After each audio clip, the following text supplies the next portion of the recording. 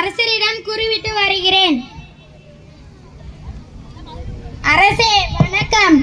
அரசே அரசே, நம் அரண்மனை வாயில் முன் ஒரு பெண் அழுத கண்களோடும் தலைவிரி கோலத்தோடும் ஒரு பெண் வந்து நிற்கிறாள். அப்படியா? அந்த பெண்ணுக்கு என்ன துயரமோ கேட்டாயா? கேட்டேன் மன்னவா. அதை பற்றி உங்களிடம் தான் கூற வேண்டும் என்று சொல்கிறாள்.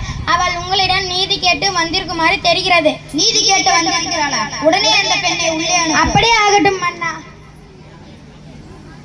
பெண்ணே, உங்களை அரசர் உள்ளே வர சொல்கிறார்.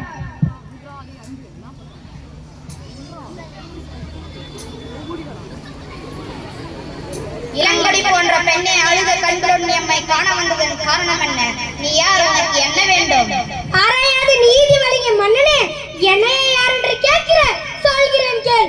உலக வியக்கும் மன்னன் ஒரு புறாவுக்காக தன் உடலையே தந்த சிபிமன்னனை பற்றி அறிவாயா?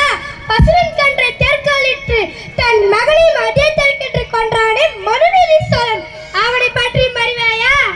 பெண்ணே, போதும் நிறுத்து. நான் கேட்ட வினாவுக்கு விடை கூறுவதை விட்டுவிட்டு நீ வேறு எதையை கூறிக்கொண்டிருக்கிறாய்?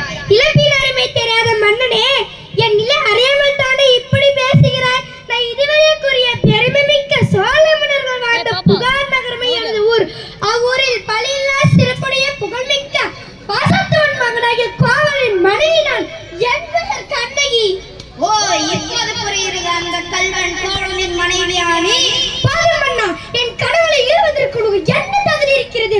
ஊர்வினை பயனால் ஊருக்கு வந்தேன். காசு வைக்க வந்த என் கணவனை அநேகமாக கொண்டு விட்டாய். என்னை செய்ய தகுமா?